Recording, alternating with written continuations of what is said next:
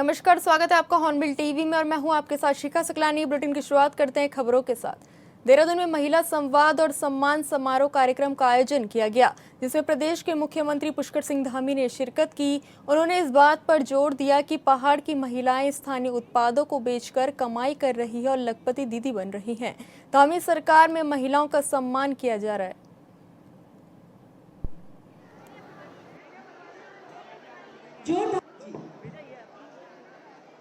इसके साथ ही राज्य मंत्री वीरेंद्र कुमार रोहिला जी इस जिला के बहुत ही मुझे बहुत अच्छा लगा कि हमारी एक बहन ने पूछा कि उनको चिंता है कि आने वाले समय में हमारे बच्चों का भविष्य सुरक्षित रहेगा कि नहीं रहेगा।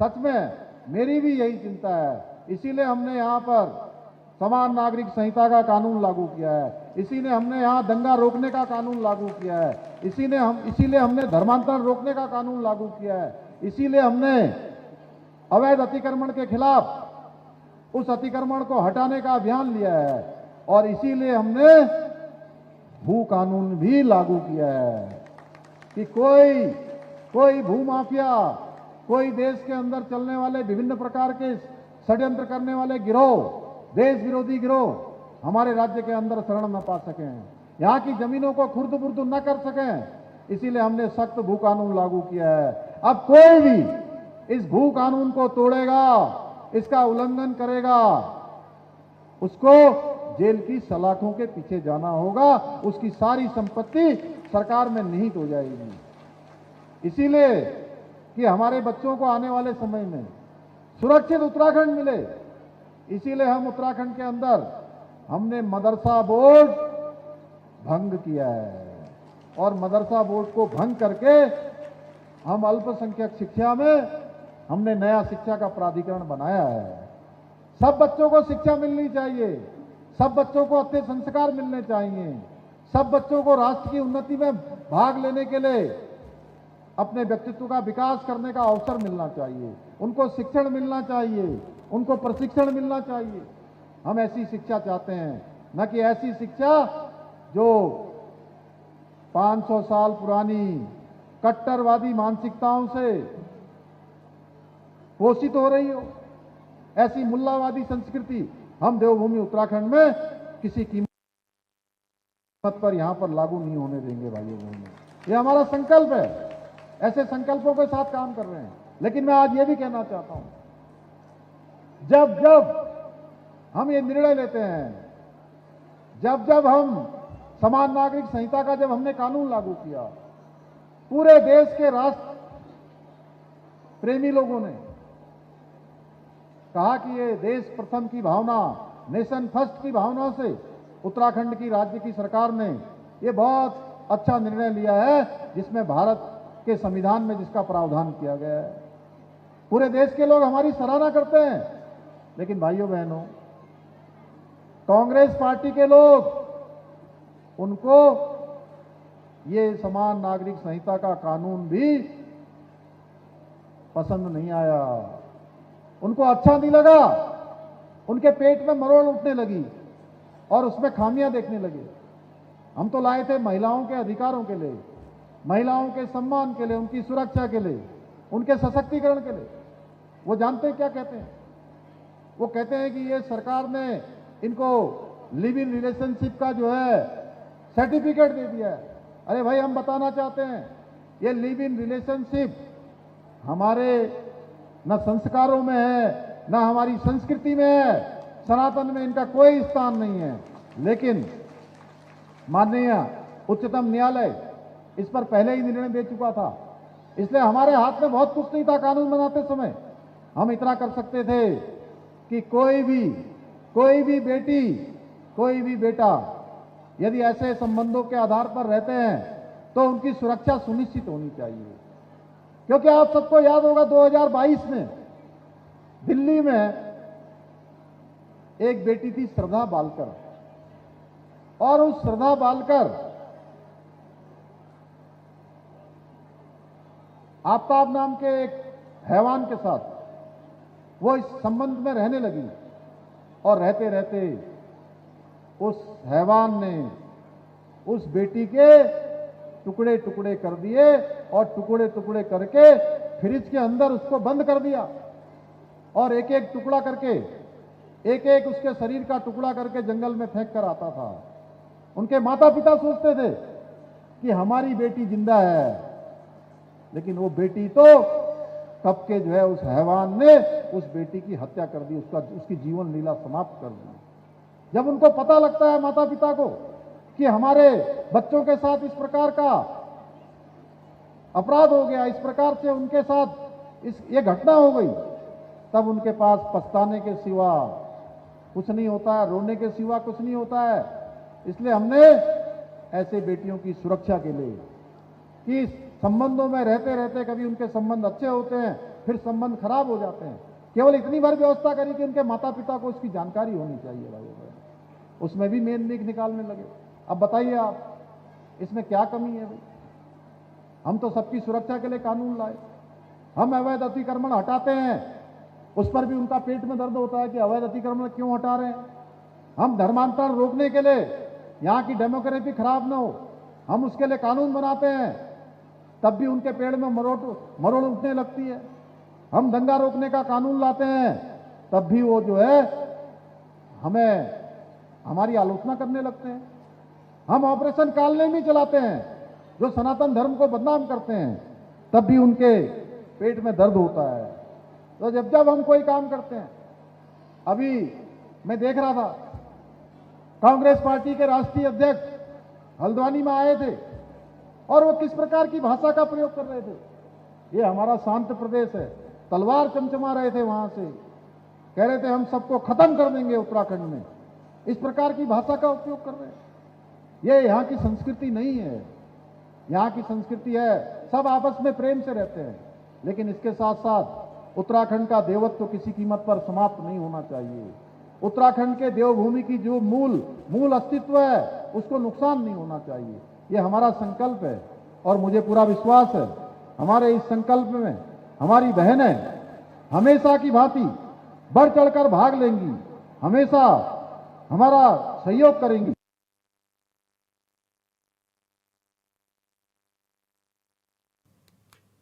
बीजेपी ने उत्तराखंड में संगठन को मजबूती देने के लिए प्रदेश कार्य समिति की घोषणा कर दी। बीजेपी प्रदेश महामंत्री कुंदन परिहार ने जानकारी देते हुए कहा कि नई कार्य समिति में 121 कार्य समिति सदस्य, 32 विशेष आमंत्रित सदस्य और 25 स्थायी आमंत्रित सदस्य शामिल किए गए हैं।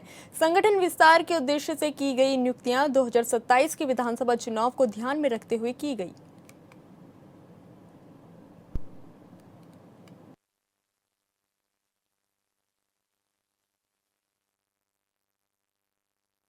भारतीय जनता पार्टी उत्तराखंड ने अपने संगठन विस्तार के दृष्टिकोण से कल प्रदेश के कार्यकारिणी सदस्य, विशेष आमंत्रित सदस्य और स्थायी पदेन सदस्यों की घोषणा की है।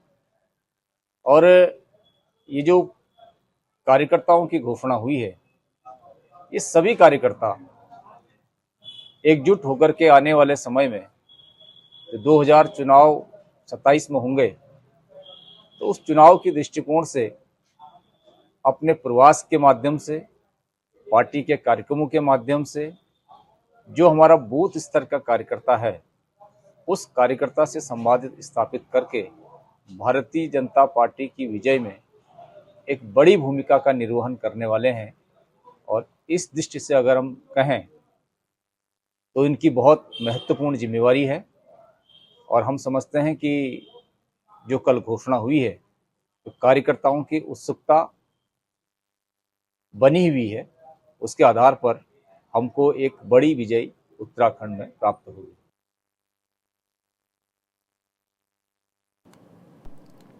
हरिद्वार में कांवड़ मेले का अंतिम चरण चल रहा है और इसी बीच मौसम ने भी करवट ले ली। भारी बारिश के बावजूद शिव भक्तों का उत्साह कम नहीं हुआ। ऐसे में जिला प्रशासन और पुलिस प्रशासन की जिम्मेदारी भी बढ़ गई है। जिलाधिकारी मयूर दीक्षित और वरिष्ठ पुलिस अधीक्षक नवनीत सिंह भुलर खुद ग्राउंड जीरो पर उतरकर व्यवस्थाओं की लगातार निगरानी कर रहे हैं। हरकी-पैड़ी क्षेत्र में एसएसपी ने अधीनस्थ अधिकारियों के साथ सुरक्षा व्यवस्था का जायजा लिया। वहीं डीएम ने भी बारिश के बीच अलग अलग व्यवस्थाओं की जानकारी ली। यात्रा का जो आखिरी फेज है वो चल रहा है और आज काफी संख्या में जो कांवड़िए हैं वो आज एग्जिट भी कर रहे हैं, एंट्री भी हो रही है, मोटर बाइक्स अधिकतर है। साथ ही सुबह से ही काफी बारिश भी हो रही है, कुछ जगहों पे जलभराव भी हुआ है, उसका भी निगरानी की जा रही है। साथ ही कांवड़ यात्री जो आ रहे हैं, कांवड़ी आ रहे हैं, उनका सकुशल यहाँ से वापसी हो और जो जल निकासी लगातार होती रहे, कहीं भी कोई ऑब्स्ट्रक्शन क्रिएट ना हो। हाईवे भी हमारे चलते रहे, इस बारे में लगातार निगरानी कर रहे हैं और सभी पुलिस फोर्स के जो ऑफिसर्स हैं, प्रशासन के अधिकारी हैं, सभी लोग फील्ड में निकलकर ये कार्रवाई कर रहे हैं। देहरादून और पर्यटक नगरी मसूरी में रेंटल बाइक और स्कूटर संचालकों की ओर से नियमों की लगातार अनदेखी पर परिवहन विभाग ने कड़ी कार्रवाई शुरू कर दी है। आरटीओ प्रवर्तन डॉक्टर अनीता चमोला ने स्पष्ट किया कि व्यावसायिक वाहनों के संचालन में मनमानी किसी भी सूरत में बर्दाश्त नहीं की जाएगी। डॉक्टर अनीता चमोला ने कहा कि चेकिंग के दौरान ये शिकायतें मिल रही थी कि लाइसेंस धारक गाड़ियों को अधिकृत पार्किंग के बजाय सड़कों के किनारे या नो पार्किंग जोन में खड़ा कर रहे हैं, जिससे यातायात व्यवस्था बुरी तरह प्रभावित हो रही है। मसूरी में पर्यटन सीजन के दौरान पार्किंग की किल्लत है और 4 पहिया वाहनों की एंट्री बंद होने पर पर्यटक 2 व्हीलर का अधिक रुख कर रहे हैं, जिससे समस्या और गंभीर हो गई। विभाग ने नियमों का उल्लंघन करने वाले वाहनों के चालान और सीज करने की कार्रवाई शुरू कर दी है।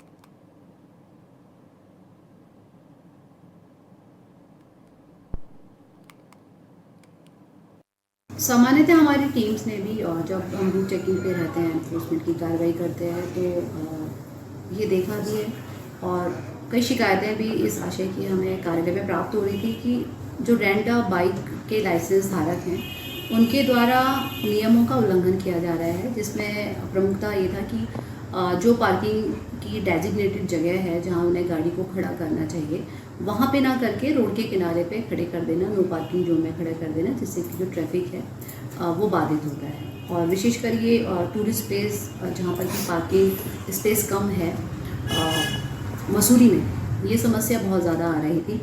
इसके साथ ही जो गाड़ियाँ रजिस्टर्ड हैं, जिनके परमिट हैं, उनके डॉक्यूमेंट्स को भी पूरा कंप्लीट ना रखना, टैक्स समय से जमा नहीं कराना, पॉल्यूशन सर्टिफिकेट ना लेना, ये एक दूसरा कारण है। चमोली जिला मुख्यालय गोपेश्वर में आयोजित जनता मिलन कार्यक्रम में अपर जिलाधिकारी ने आमजन की समस्याएं सुनी। अलग अलग क्षेत्रों से पहुंचे लोगों ने सड़क, आवास, कृषि, आंगनबाड़ी, भवन और जंगली जानवरों से फसलों को हो रहे नुकसान समेत विभिन्न समस्याएं अधिकारियों के सामने रखी। जनता मिलन में कुल 37 शिकायतें दर्ज की गई। अपर जिलाधिकारी ने संबंधित अधिकारियों को शिकायतों के त्वरित और समयबद्ध निस्तारण के निर्देश दिए।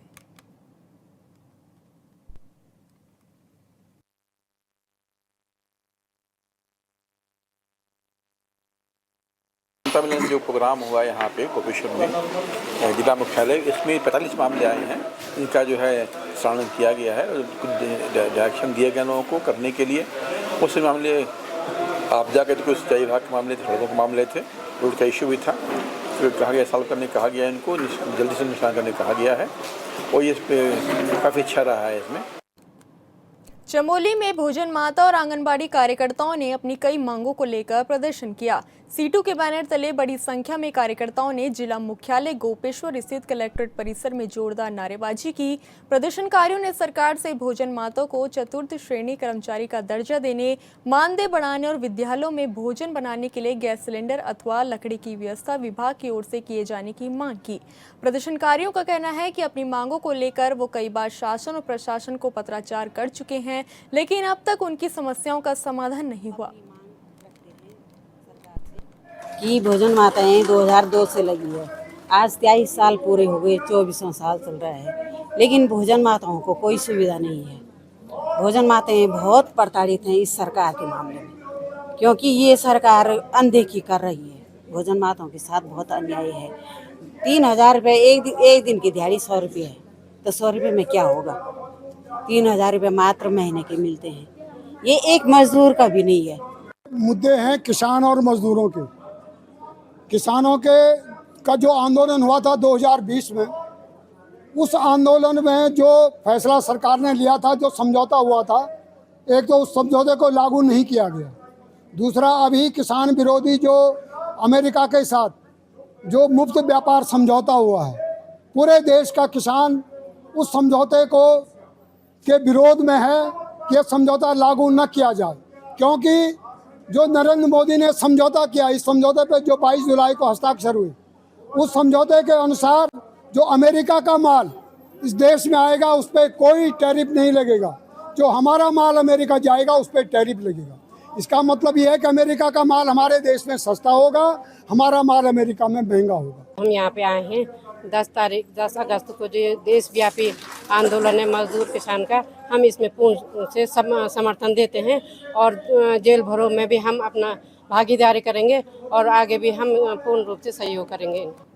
लोहागढ़ में 15 अगस्त स्वतंत्रता दिवस की तैयारियों को लेकर पालिका अध्यक्ष गोविंद वर्मा की अध्यक्षता में और जीवन गहतोड़ी के संचालन में नगर पालिका सभागार में बैठक आयोजित की गई। बैठक में एसडीएम लोहाघाट, नगर के विभिन्न विद्यालयों के प्रतिनिधि, व्यापार संघ पदाधिकारियों, जनप्रतिनिधियों के अलावा पुलिस, फायर, चिकित्सालय के प्रतिनिधि मौजूद रहे। बैठक में 15 अगस्त के अवसर पर निकलने वाली भव्य प्रभात फेरी को लेकर चर्चा की गई। बैठक में प्रभात फेरी को भव्य बनाने का निर्णय लिया गया, जिसमें पूर्व सैनिक, एनसीसी कैडेट्स के साथ साथ समस्त विद्यालय के छात्र छात्राएं प्रतिभाग करेंगे। बैठक में निर्णय लिया गया कि 15 अगस्त को सुबह 6 बजे से लेकर प्रभात फेरी समाप्त होने तक जयंती भवन से लेकर वीर कालू सिंह चौराहे तक यातायात सभी छोटे बड़े वाहनों के लिए पूर्णतः प्रतिबंध रहेगा। उन्होंने कहा कि प्रभात फेरी को व्यवस्थित करने के लिए पुलिस विभाग और व्यापार संघ की ओर से सहयोग किया जाएगा। विगत वर्षों की भांति इस वर्ष भी जो 15 अगस्त की प्रभात फेरी और विभिन्न सांस्कृतिक कार्यक्रम विभिन्न स्कूल कराते हैं और बड़े ही हर्षोल्लास के साथ ये कार्यक्रम कराए जाते हैं। और लोहाघाट की जनता को भी धन्यवाद करना चाहूँगा, जिस प्रकार से बच्चों का उत्साहवर्धन करने के लिए वो निरंतर अधिक से अधिक संख्या में आकर बच्चों का उत्साह बढ़ाते हैं। और आज एक समस्त विद्यालयों के साथ एक सामंजस्य स्थापित करने के लिए एक मीटिंग का आयोजन किया गया, जिसमें एसडीएम मैडम के साथ साथ थाना हो, फायर हो और स्वास्थ्य विभाग हो और समस्त व्यापारीगण हो और सामाजिक कार्यकर्ता और इनके साथ एक विचार विमर्श किया गया और जिसमें मुख्य बिंदु यातायात व्यवस्था को लेकर हुआ और जलपान की व्यवस्था को लेकर और चिकित्सा व्यवस्था को लेकर प्रमुखता से बिंदु रखा गया। और एक बिंदु इसमें यह भी आया कि जिसमें प्रभात फेरी निकलती है, प्रभात फेरी के समय में जो हमारे बाइकर्स हैं और कुछ 4 व्हीलर कार हैं, वो प्रभात फेरी के समय में भी लगातार काफ़ी परेशानियां होती है बच्चों को। इसको देखते हुए यह सर्वसम्मति से यह निर्णय लिया गया कि जयंती भवन से कालू सिंह मेहरा चौक तक यातायात व्यवस्था 6 बजे से प्रभात फेरी समाप्ति तक पूर्णतः बंद रहेगा। और मैं समस्त क्षेत्रवासियों को अनुरोध करना चाहूँगा कि अधिक से अधिक संख्या में आकर के बच्चों का उत्साहवर्धन करें। नैनीताल के चोपड़ा, सिरसा और नैनीपुल क्षेत्र में बीजेपी के वरिष्ठ नेता हेम आर्य ने ग्रामीणों के साथ बैठक कर उनकी समस्याएं सुनी। इस दौरान ग्रामीणों ने कहा कि जल जीवन मिशन के तहत बनी पंपिंग योजना और हर घर जल योजना का काम अब तक पूरा नहीं हुआ, जिसके चलते बनाए गए पानी के टैंकरों में दरारें आ गई और सप्लाई मशीन भी नहीं लगाई गई। ग्रामीणों को कई किलोमीटर दूर से पानी ढोकर लाना पड़ रहा है। ग्रामीणों की शिकायत पर नेता ने जल संस्थान के अधिकारियों से फोन पर वार्ता कर जल समस्या का समाधान करने के निर्देश दिए। वहीं ग्रामीणों ने चेतावनी दी कि समस्या का शीघ्र समाधान नहीं हुआ तो वो आंदोलन करेंगे।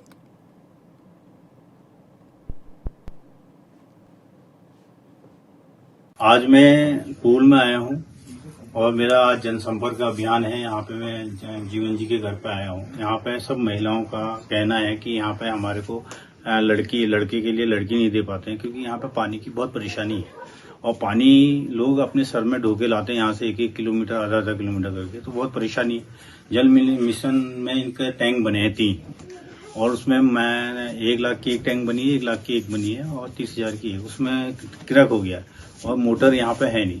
मेरी अभी एक्शन साहब से बात हुई है और मैंने एक्शन साहब को लाइन पर लेके बात की कि यहाँ पे आप जो एक विजिट करें और यहाँ पे एक विजिट करें और यहाँ पे देखें क्या परेशानी है। तो उन्होंने कहा मैं इसमें जल्दी, मैंने उनको लिख के भेज भी दिया और प्रधान जी की बात भी करा दी।